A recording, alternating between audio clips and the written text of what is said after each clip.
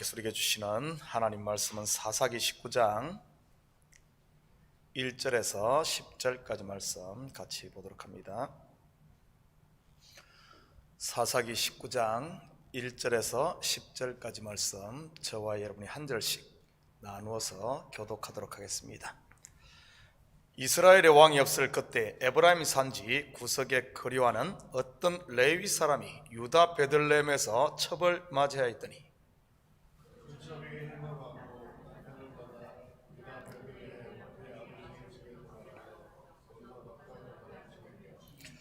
그의 남편이 그 여자에게 다정하게 말하고 그를 데려오고자 하여 하인 한 사람과 나귀 2마리를 데리고 그에게로 가매 여자가 그를 인도하여 아버지의 집에 들어가니 그 여자의 아버지가 그를 보고 기뻐하니라.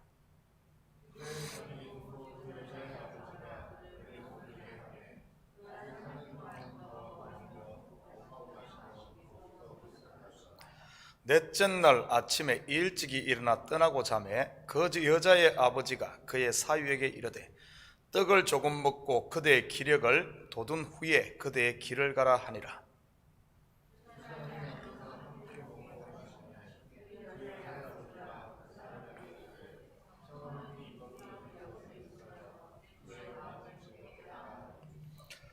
그 사람이 일어나서 가고자 하되 그의 장인의 간청으로 거기서 다시 유숙하더니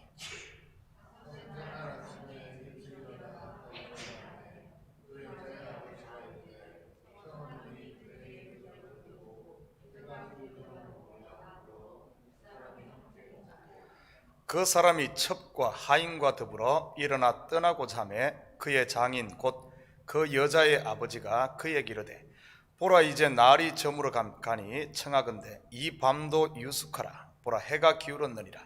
그대는 여기서 유숙하여 그대의 마음을 즐겁게 하고 내일 일찍이 그대의 길을 가서 그대의 집으로 돌아가라 하니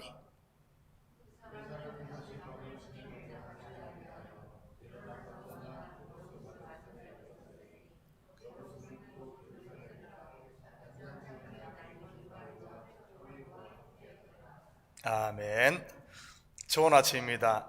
우리는 지금까지 에브라임 산지의 미가 가정과 단 지파의 이야기를 통해 사사시대 이스라엘의 한 단면을 살펴보았습니다.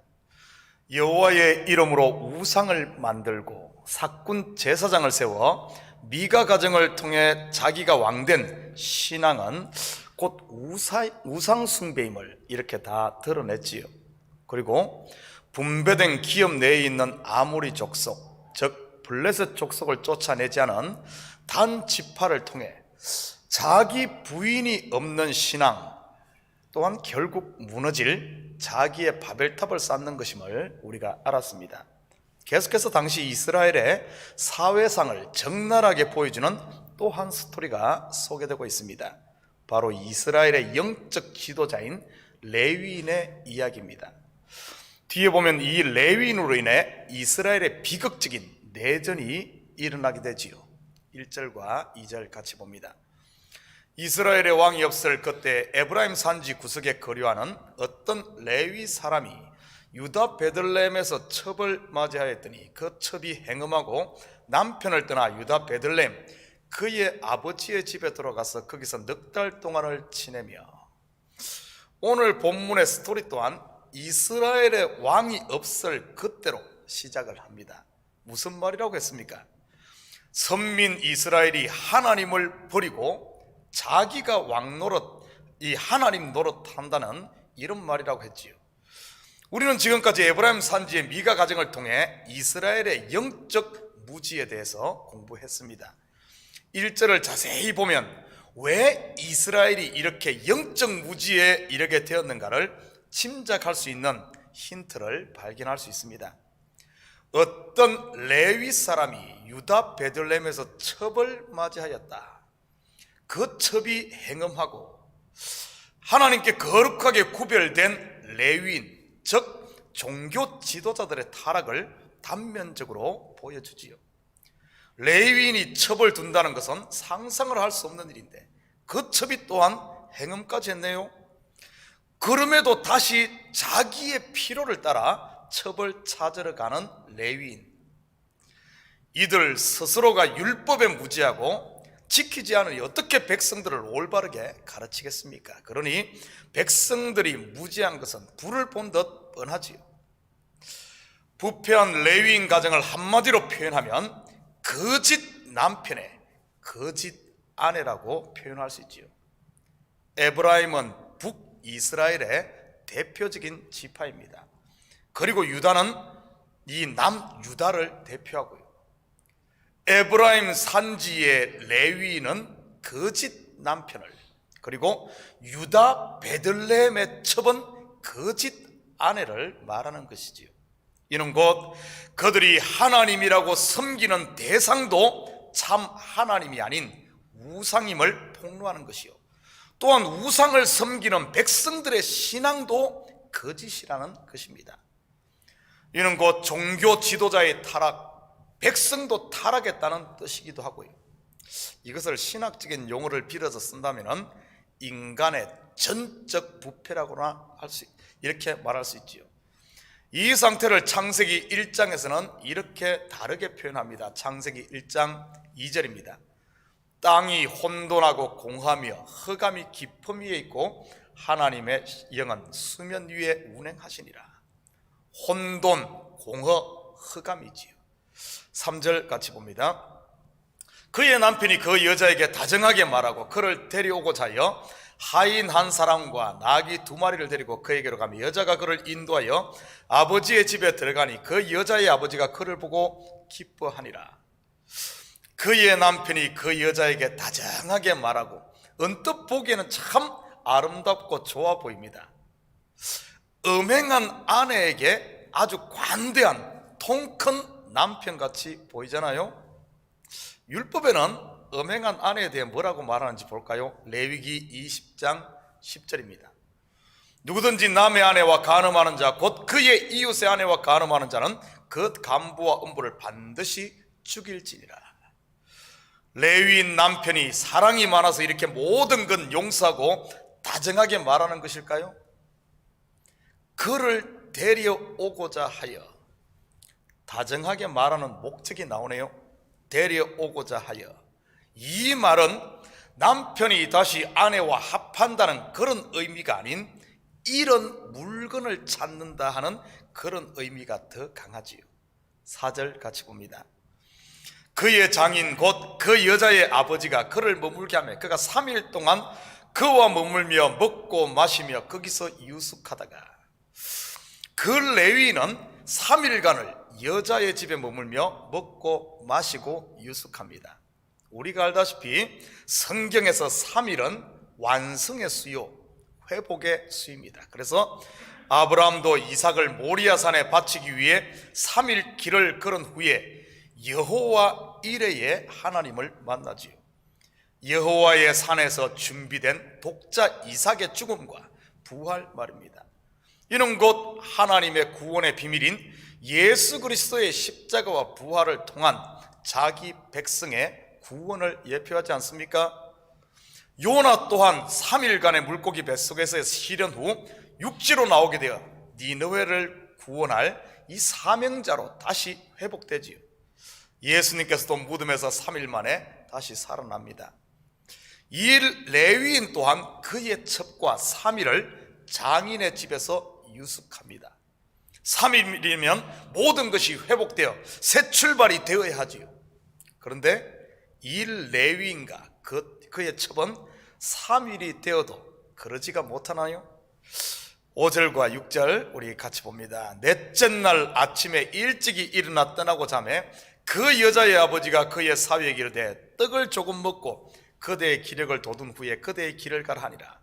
두 사람이 앉아서 함께 먹고 마시매 그 여자의 아버지가 그 사람에게 이르되 청하노니 이 밤을 여기서 유숙하며 그대의 마음을 즐겁게 하라니.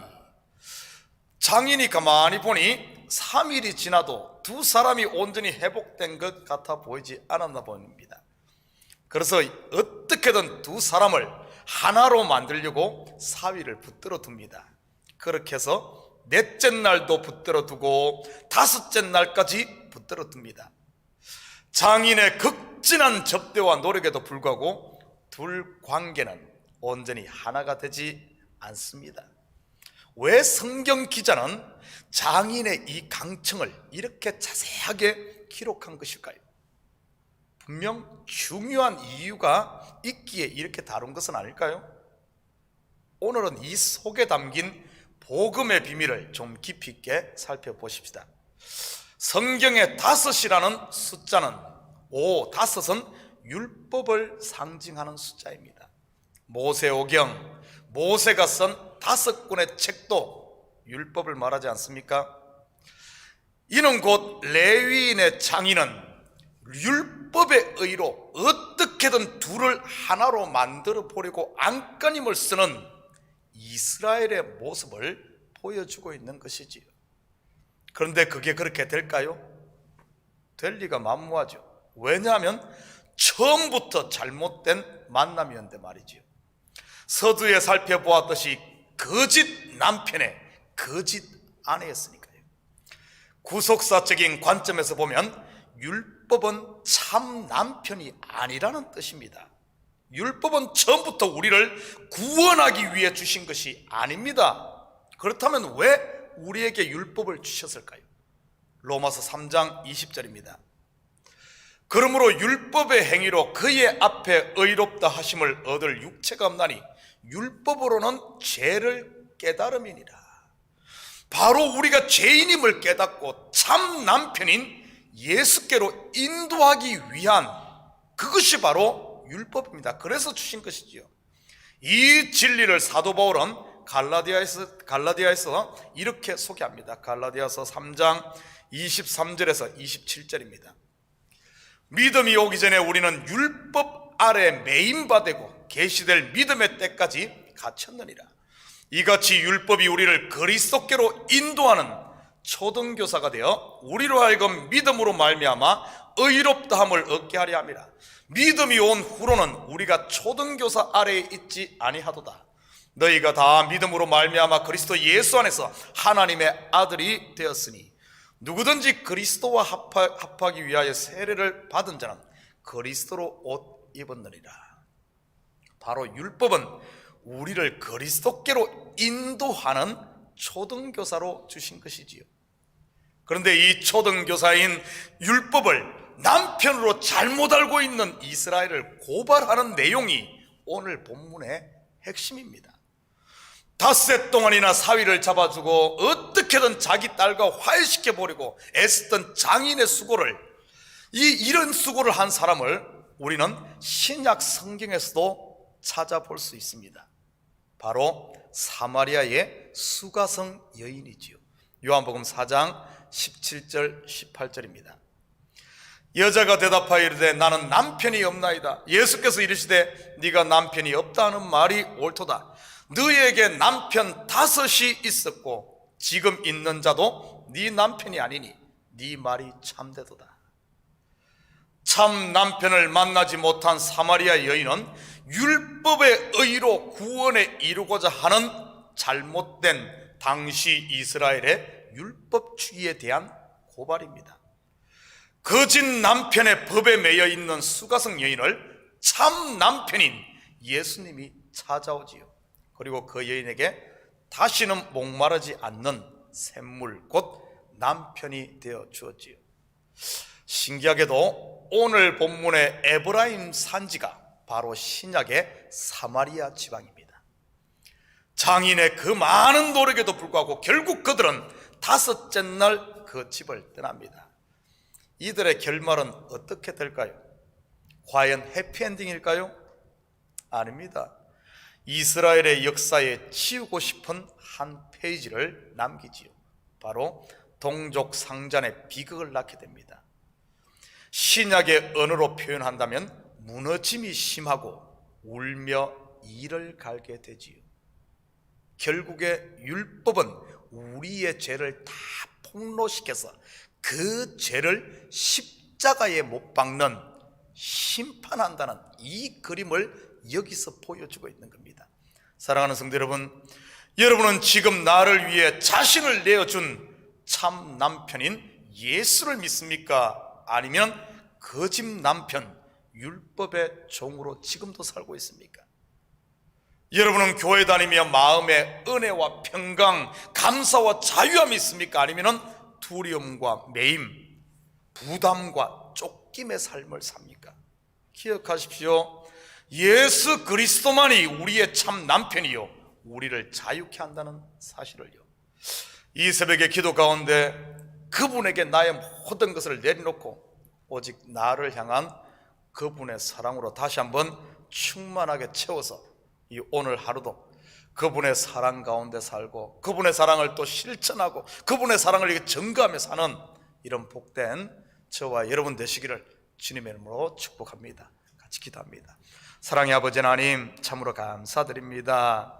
아버지는 우리를 율법 아래에 있게 하지 아니하고 친히 찾아오셔서 율법의 저주에서 우리를 건져주신 하나님, 분명 주께서 아버지는 그 핏값으로 우리를 자유케 했건만 다시 우리가 율법으로 돌아가 있지는 않습니까? 그래야 이 아버지 하나님 서로 정죄하며 판단하며 아버지 하나님 내 의를 주장하고 내 자랑에 바쁘진 않습니까?